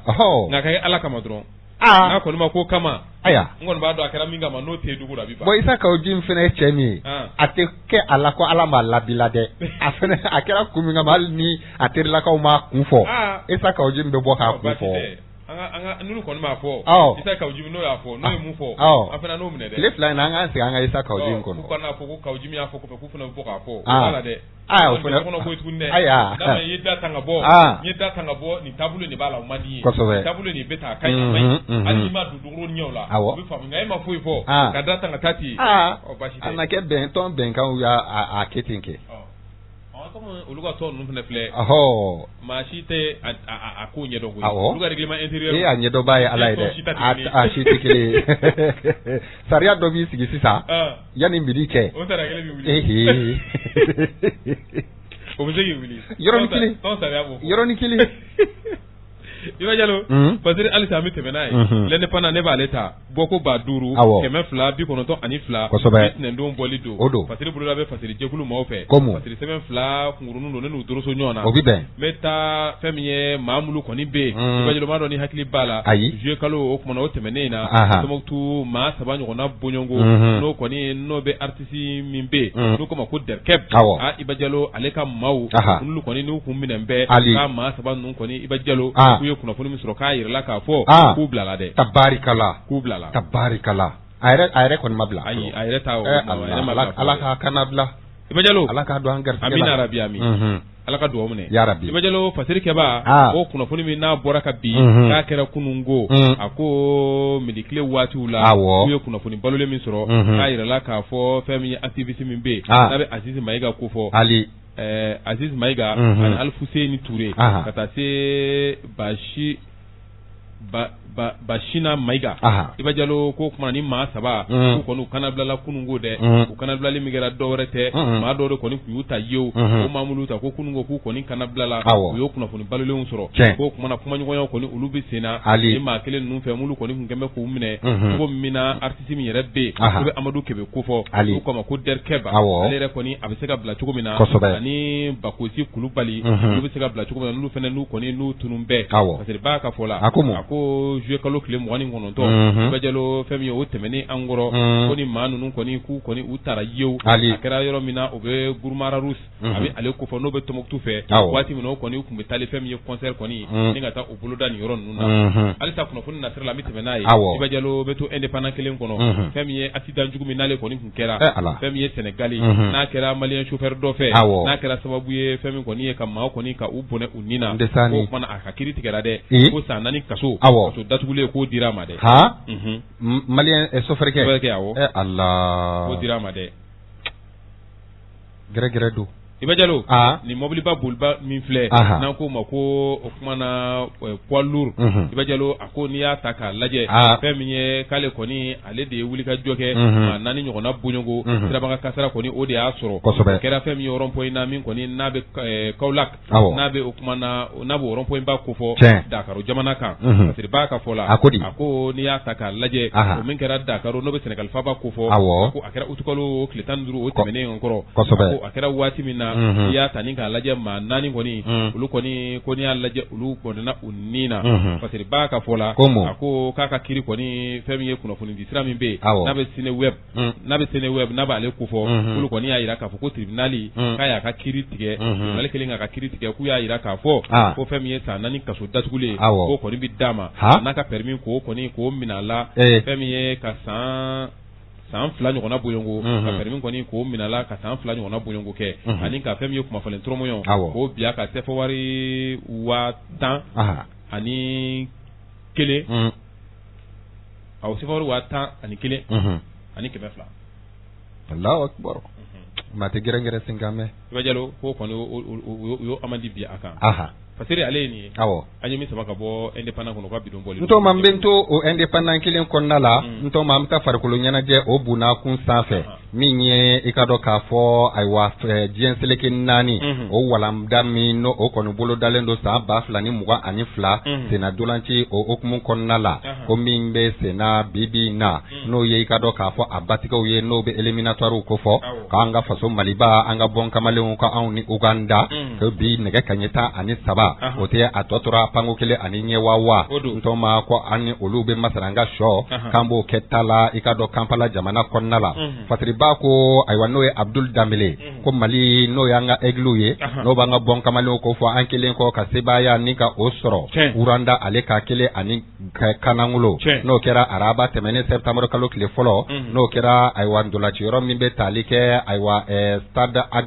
Agadir ko Amari Traoré ni a jɛɲɔgɔnw k'olu kɔni ko kunungo k'u kɔni ye pankuru ta ni ka i ka dɔn Kampala magɛn k'u kɔni kan ka taa wuli ka jɔ kɛ n'u u ni i ka dɔn Uganda jamana ko bi k'u bɛ masaranga sɔ ni k'o kɛ ta la k'o bɛ kɛ i ka dɔn k'a fɔ u ka bɔ ko 2nan ye ka ɲɛsin i ka dɔn batigɛ sɛbɛn o sɔrɔli ma ka ɲɛsin diɲɛ seleke 4 walan min n'o kan ka taa i ka dɔn Katarikaw olu fɛ yen ko kunnafoni min n'a bɔra i ka dɔn k'a fɔ ministre de la jeunesse et des sports chargé de l'instruction civique et de la citoyenneté ale yɔrɔ n'o Musa Atayer k'a kɔni ye i ka dɔn a yɛrɛ de dara ndolancilaw olu kan ni ka i ka dɔn ayiwa Kampala sɛgɛrɛ k'o sabula i ka dɔn k'a fɔ ayiwa min ye kunnafoni lankolon dɔw k'olu kɔni kun carilen don fan dɔw fɛ i ka dɔn minisiri ye k'a ye kunnafoni bɔ k'a bin ka se ka o kunnafoni ninnu ni ka olu bɛɛ lajɛlen kɔni lajɛya k'a y'a jira k'a fɔ ko gɛlɛya min n'o kuma b'a la k'a fɔ ka ɲɛsin i ka dɔn k'a fɔ bɔn kamalenw ka taama ko ma ka taa i ka dɔn Kampala jamana la ko ji bɛɛ lajɛlen ni a tɛmɛsira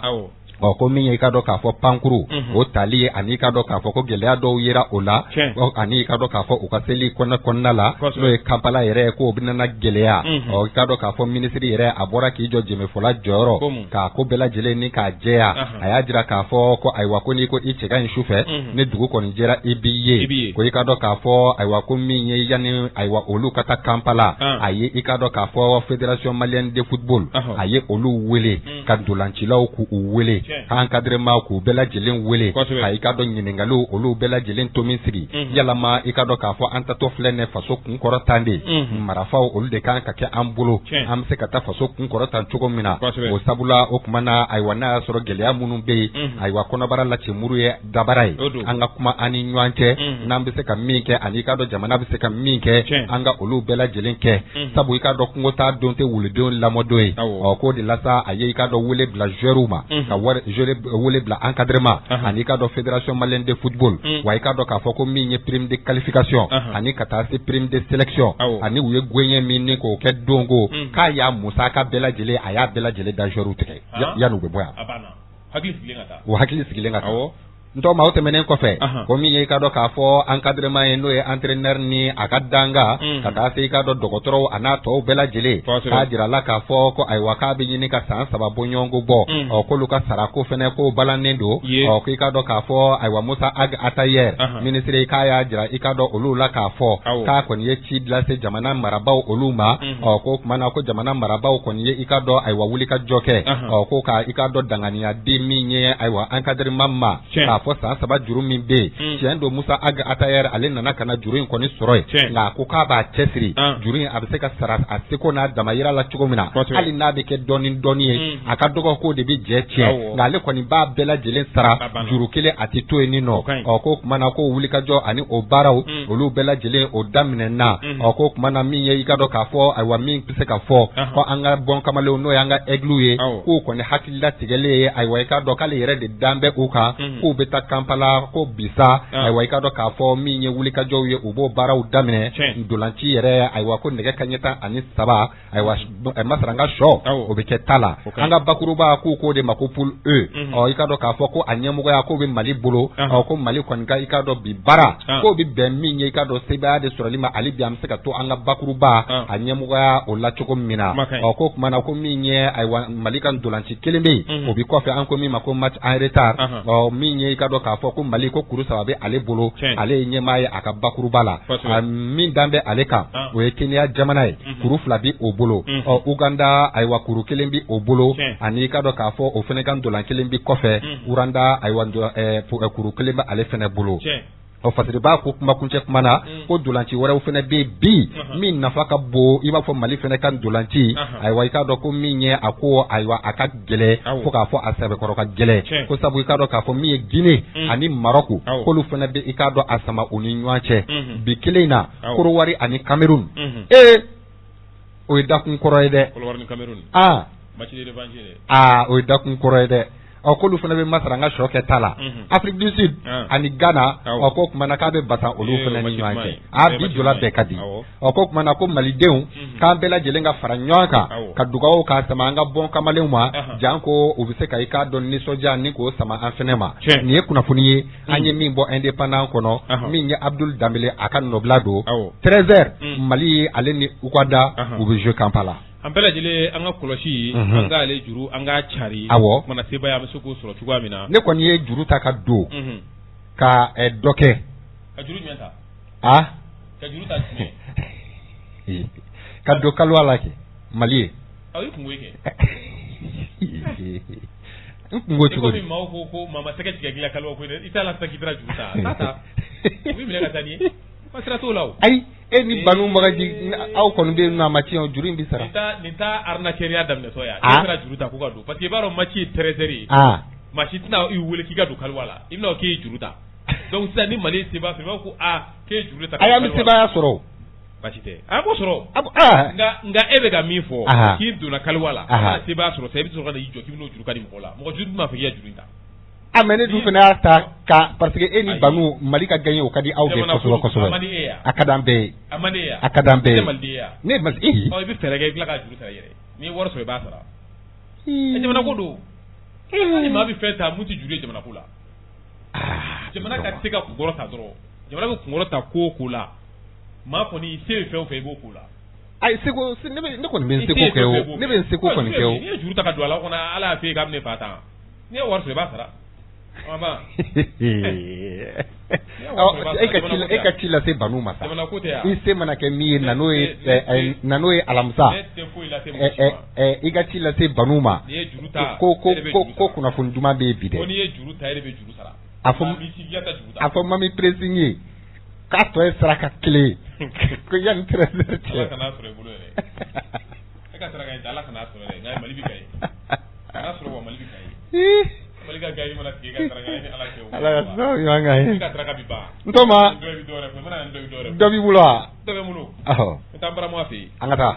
i bɛ jalo naamu n bɛ taa Laginɛ Guinée Conakry Iba Diallo bɛ taa yen n barama ye mun fɔ kunun ko o kumana Iba Diallo nin ɲɔgɔn kuma o y'a sɔrɔ yankari ni yen ye subhanallah bɛɛ lajɛlen kun chauffé bɛɛ Allah Alpha Condé awɔ a ka fanga banna kunun subhanallah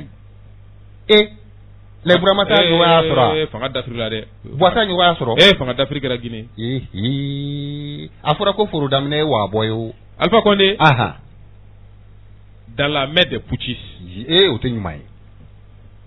a bɛ fanga dafiribaw bolo Iba Diallo fanga dafiribaw mulu kɔni tun kɛn bɛ ka ŋɔɲɛ ɲimi n'o ye wolomasiritabaw ye ko Alpha Condé a b'u bolo dɛ Iba Diallo kunungo kari don septembre kalo tile 5 san 2021 nɛgɛ kanɲɛ 8 parce que b'a ka fɔ la a ko marifa cikan i kɔni tun b'o mɛn président a dagayɔrɔ la n'o bɛ palais kofɔ marifa cikan ko tun bɛ fan bɛɛ lajɛlen parce que b'a ka fɔ la président a dagayɔrɔ min yɛrɛ bɛ yen n'o filɛ yɔrɔ la n'u ko yɔrɔ ma ko Kaloum n'i y'ale ta k'a lajɛ ale présidentiel yɛrɛ kɔni ale bi ye yɔrɔ de la a ko Alpha Condé san 83 ka fanga kɔni a kumana dangarila la kunungo fanga min n'a y'a daminɛ kabiri san 2010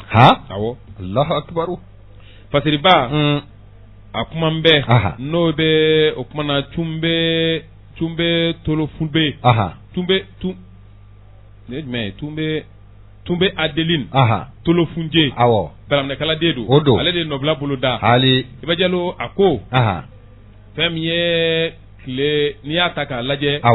a bɛ o kumana tile 4 ɲɔgɔnna bɔɲɔgɔnko bɔ fɛn min ye wulikajɔw kɔni olu kun kɛn bɛ o kumana nka kunungo fɛn min ye Alpha Condé a ka fanga kɔni a banna kunungo de dɛ a ko kunnafoni a bɔra ka bin Alpha Condé kɔni a ka fanga dafirila a sababu kɛ u b'a fɔ mun ma ko groupement des forces spéciales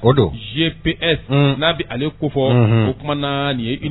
unité d'élite ye min kɔni ni wolomasiritabaw don u kɔni u b'u danna olu de kɔni ye wulika jɔ kɛ kunungo kɔni ka fanga kɔni ni ka a dafiri parce que b'a ka fɔ la a ko ni maa ninnu yɛrɛ ɲɛma cɛba min bɛ yen n'o ye kolonɛlen Mamadi Doumbouya ale de y'u ka ɲɛminɛ bere ye Mamadi Doumbouya a yɛrɛ maa don maa min kɔni n'i y'a lajɛ maninka dogo ye wa a bɛ o kumana u ka marabolo min na o bɛ kankan o bɛ ale kofɔ Mamadi Doumbouya parce que b'a ka fɔ la a ko a n'a ka cɛdenw n'o bɛ o kumana GPS maaw n'a bɛ olu kofɔ o kumana kari ɲɔgɔn na o kumana u y'o kɛ o nana kɛ ni garde présidentielle ni ɲɔgɔn cɛ mun bɛ ka jamana kuntigi olu yɛrɛ kɔni n'u bɛ ka lakana ko ka olu sabati ko kɔni u taara marifaci kɔni u jijara u ni olu ni ɲɔgɔn cɛ ko nka a tor'u ta la koyi k'a sababu k'o sera ka don palais kɔnɔ président Kuturu n'a bɛ Alpha Condé n'a bɛ ale kofɔ ka tɛgɛ kɔni ka t'o da kan Allahu akbar fo palais kɔnɔ tɛgɛ dara kan k'a yirala k'a fɔ i ka fanga kɔni nin y'o bannen fanga dafirila Fasiri b'a ka fɔ la Iba Diallo a ko Alpha Condé k'a ka fanga dafirili min kɛra ko n'i y'a lajɛ o yɔrɔ bɛɛ lajɛlen na général Mamadi Doumbouya k'a n'a ka cɛdenw u bɛ wulikajɔ kɛ ka laseli kɛ ka Guinéens kɔni n'o ye jamana kɔnɔdenw ye k'u bɔ fili kɔni na k'a yir'u la k'a fɔ o kumana ko min bɛ dugu kɔnɔ dɔw wɛrɛ tɛ fanga kɔni a yɛlɛmana k'a fɔra Alpha Condé ale bolo u ye fanga ta o kumana dɔw wɛrɛ tɛ n'i y'a ta k'a lajɛ jamana a bɛ taabolo minnu kan fɛn min ye o kumana taabolo ɲumanw tɛ jamana a kumana a cakɛda sobaw gɛlɛya bɛ olu kan sɔrɔbolo o kumana o nɔgɔsin bɛɛ n'i y'a ta k'a lajɛ yuruguyurugu dunko juguya ŋanamu o ɲɔ ɲan bɛɛ a ko fɛn min ye wulikajɔw fɛnɛ olu ko wɛrɛw fɛnɛ bɛ jamana kɔnɔ min kɔni n'a bɛ ka kɛ sababu ye jamana kɔnɔdenw yɛrɛ k'u kɔ don ɲɔgɔn ma n'a yiriwali o kɔni o sen bɛ ka da ka k'u tereke a ko o kama dɔw bɛ o kumana n'a ma ɲɛ k'a fɔ k'olu kɔni ye wolomasiritabaw ye olu tɛ k'u jɔ cogoya si la jamana kɔni a ka dafiriw ɲɛna jamana kɔnɔdenw olu bɛ ka tɔ tɔɲɔ u ɲɛna ko de kama olu wulila k'u jɔ jɔyɔrɔ la fɛn min ye fanga in kɔni ni ka a dafiri ko wa u ɲɔgɔnna tɔɲɔ woromasiri tabaw u b'a ɲini u bɛɛ lajɛlen fɛ k'u kana u ka fara ɲɔgɔn kan fɛn min kɔni ye o kumana jamana n'o ye Laginɛ ye o kumana u ka fɛɛrɛ kɛ o kumana gɛlɛya minnu b'a da la u ka bɔ a dala ɲɔgɔn fɛ o kumana b'a ɲini u fɛ u bɛɛ lajɛlen u bɛ sigiyɔrɔ minnu la o kumana mɔgɔw ka t'u sigiyɔrɔ la o laseli kuraw kɔni olu mana kɛ waati min na sariya sunba n'u b'u ka constitution ko fɔ o cira bɔgɔbɔgɔ o tɛ yen Allahu akbar ko sariya sunba o bɔra yen gouvernement dun sariya sunba bɔra yen gouvernement kɔni bɛ ci o gouvernement cira danku ni sirakun dun frontière o bɛɛ datugura ma sira ani sanfɛla fɛ a bɛɛ datugura hali ni ne taara sango n bɛ taa bɔ n dunɲɔ ye i tɛ taa yɔrɔ si i tɛ don yɔrɔ si n'i taara i bɛ dan Mali frontière la kure Mali wa pankuru foyi tɛ jigin Allahu akbar ko fo ni laseli wɛrɛ kɛra nin kɔfɛ an ko ye laseli kɛ k'a fɔ ko fanga bɛ u ka kulu in de bolo sisan u ka CNSP in wa ma dɔn mun de awɔ n nalen u ye jɛkulu de sigi u ye jɛkulu sigi awɔ Iba Diallo o jɛkulu de ye CNRD CNRD Iba Diallo o bɛ comité national de rassemblement et du développement CNRD Iba Diallo ko kumana o jɛkuluba in n'i y'a ta k'a lajɛ olu kɔni olu de ye fɛɛrɛ kɛ ka fanga kɔni ni ka a ta n'o ɲɛminɛnbolo bɛ fɛn min ye colonel Mamadi Dumbuya a b'ale bolo o kumana Alpha Condé ale ka fanga kɔni k'a banna bon ne yɛrɛ tɛ se ka taa Laginɛ o Goodluck Jonathan bɛ tan ni ka segin na cogo min na u bɛ se ka ne yɛrɛ fana bila tan ni ka segin na Laginɛ o ni tɔgɔ ye ni tɔgɔ jumɛn CEDEAO tɔgɔ la kɛ e bɛ CEDEAO la Mali tɛ CEDEAO la Mali b'a la e Mali ka maa bilalen ye yan Mali ma CEDEAO ma Mali sen bɔ a la fɔlɔ an suspend tɛ yan Allah ayi mais CEDEAO ma Mali sen bɔ bon hali n'an suspend don u ka ne bila ka taa nin ko ɲɛnabɔ sa e bɛ taa cogo di e bɛ taa ni dalu min ye ne bɛ fɛ k'o de fɔ n ye o e bɛ taa cogo di an teri jamana tɛ yan an teri jamana don ka taa fɔ ka bɛn kɛ fɔ ka bɛn ani basigi kana fɔ ka bɛn n'o bɛ taa kɛ Goodluck bɛ tan ni ka segin kɛ cogo min na n yɛrɛ fana bɛ to ka tan ni ka segin kɛ ayi n t'a kɛ n yɛrɛ ye dɛ e b'i jɔ ne ka pankuru yan ayi i tɛ CEDEAO kɔni tɔgɔ la e b'i jɔ ne ka logement ye e bɛ taa ne y'o de f'i ye i bɛ ka taa ni dalu min ye o tɛ se ka k'o ye o sabula e tɛ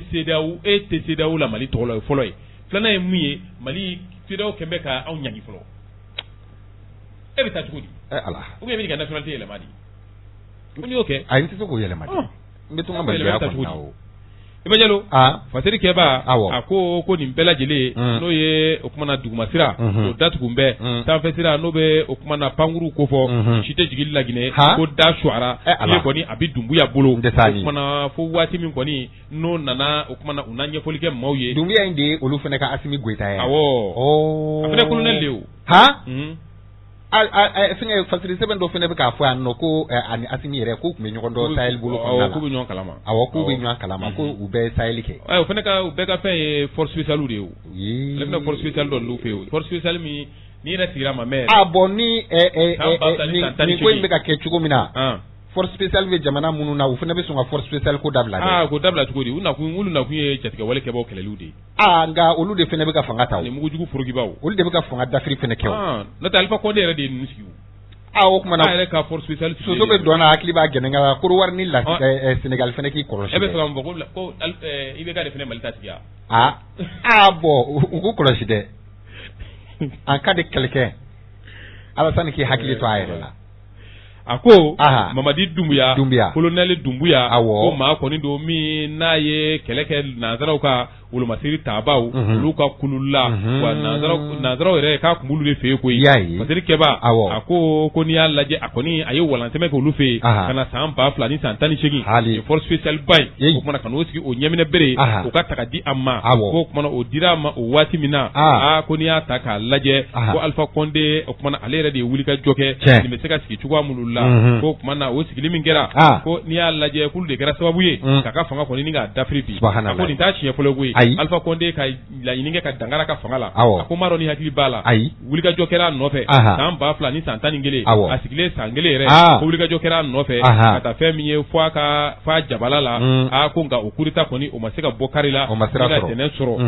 sɔrɔ Iba Diallo ko tun ye a siɲɛ fɔlɔ ye o tɛmɛnen kɔfɛ ka bɔ yen ko wulikajɔ kɔni k'o kɛra tuguni ko ye o kumana nin y'a siɲɛ sabanan de wulikajɔ kɔni o bɛ ka kɛ a nɔfɛ Alpha Condé o kumana ka fanga bɛ se ka dafiri cogo min na a ko o kumana cɛba min bɛ yen n'o ye opposition ye n'o bɛ Nwara Daba ko fɔ Cellou Dalein Diallo k'an bɛ don min na ko bi k'ale kɔni ko fɛn kɔni ale ma se ka foyi kɔni ale ma foyi fɔ fɔlɔ kabini nin ko in kɔni n'ale kɛra ko Alpha Condé min filɛ nin ye ko n'an ye hakilinajigin kɛ halisa ko maa kɔni don maa min n'ale kɔni ye wulikajɔ kɛ a ka mandat bannen troisième mandat ni ka o bolo da troisième mandat min bolo dara ani Cellou Dalein Diallo n'o de ye ɲɔgɔn sɔrɔ n'o kelen ka ɲɔgɔn sɔrɔ ko kumana lajaabiw bɔra hali n'a sɔrɔ a ye sariya sunba yɛlɛma a y'o yɛlɛma fɛn min ye ka troisième mandat ni ka o ɲini o sɔrɔli min kɛra k'a ye jaabi min bɔra o kɔfɛ o jaabi in kɔni maa caman ma sɔn a ma ko wulikajɔw kɛra a bajɛlo ko kɔni sɛbɛkɔrɔ gɛlɛyara ko jaabi y'a jira k'a fɔ ko 100 ko 59 a n'a kunkanfɛn 5 k'a ye o sɔrɔ ko o kɔfɛ mankan kɔni o wulila o kɔfɛ o kɛra san 2000 ni san 20 maa caman yɛrɛ sara maa dɔw sara bajɛlo ko kɔnɔ tɛmɛnen kɔfɛ k'a ma mɛn o troisième mandat yɛrɛ la koyi troisième mandat daminɛnen filɛ a ma mɛn yɛrɛ k'a ka fanga a dafirilen filɛ nin ye. ntɔma maa bɛ fɛn dɔ laɲini i bolo k'i ka hɛrɛ b'a la nka o tɛ ɲuman ye i ma min y'i k'a dɔn Alpha Condé n'a y'a dɔn k'a fɔ ayiwa min ye mandat 3nan ale bɛna na bila minɛn min kɔnɔna la an b'a la ka jatara minnu ye ka jamana kuntigi ye a ka guloki butɔn bɛɛ bɔbɔlen don n tɛ ɲuman ye dɛ. Lakana tigilama dɔ b'a la k'a ɲininka ko yalama ko maga kɛra hali kunsigiden kelen na wa hali sɛgɛ bɛ kɛ da la m'o ko la a y'o lajɛ ni ɲɛ dɔ ye ne ko n ko ala ko cɛ man ɲi cɛ bolo ko monsieur le président ko yala ko kabiri i taar'i nɔfɛ ko Mahamagara i kunsigiden kelen na a y'o lajɛ ko fɛn b'i la wa k'i dan bere bɔ ala ma sɛgɛ tigɛ ko la a y'i sen kɔrɔta wɛrɛ ka tɛmɛ n'a ka suri a da b'a ka kanapeni kɔnɔ ala ndesani a senangolo wa mo bolo mobili kɔnɔ o bɛ ka kuma min fɔ a bɛ k'i kɔsi cɛ man ɲi cɛ bolo nin de ye u ka Dumbuya in ya kamalen kɔrɔ jole do koyi Dumbuya kana kɛra kɛ yabu kɔnɔ k'a ka mɔgɔ ye maninka tɛ ya maninka don Allah Dumbuya i ɲɛ tɛ confinement n'a ɲɛ na u ka vérifier wa vérifier olu ye rouge de ya ala a bɛ komi an ka yan parachute su denseelen don dɛ nin bɛ sɔn ka mètre 3 bɔ jamanjaya yanga ye koyi wa a bolokan ninnu la i b'a fɔ kaburu labanangu ne ni turi la fo k'i sa l'homme fort de la Guinée Guinékaw ka Assimi Goïta ntɔma waati sɛbɛ korona mama b'a la k'i bolo yanga an ye nin bɛ kɛ sababu ye ka dankari di fasiriw la k'a fɔ limanaw ye k'a fɔ ayiwa kunnafoni bolo n'u bɔra k'a lamɛn minnu yɛrɛ bɛ n'u ma bɛn n'a dafalen ye u bɛ se ka segin nin kunnafoni kelen ninnu lamɛn radio Bɛnkan sanfɛ ne fitiri seli la nɛgɛ kaɲɛ 19 n'o danna gosira nin kunnafoni kelen ninnu bɛ latɛmɛ walama n'u bɛ fɛ k'a lamɛn sisan u ka taa kunnafoni foroba barokɛyɔrɔ n'o réseaux sociaux ye u ka don Facebook sanfɛ u ka sɛbɛn radio Bɛnkan kunnafoni jataralama bɛ sɔrɔ yen walama u ka taa www.maliweb o sanfɛla la a sɛbɛn bɛ revue Bɛnkan ni kunnafoni ninnu bɛɛ lajɛlen bɛ taara ye aw tulo garisɛgɛ kɛra kunnafoni la kumaba minnu ye maliweb.net sanfɛla la o de ye nin ye ni ala ma an ka jɔnya jɔn an na a kan an bɛɛ kunnafoni wɛrɛw kɛnɛ kan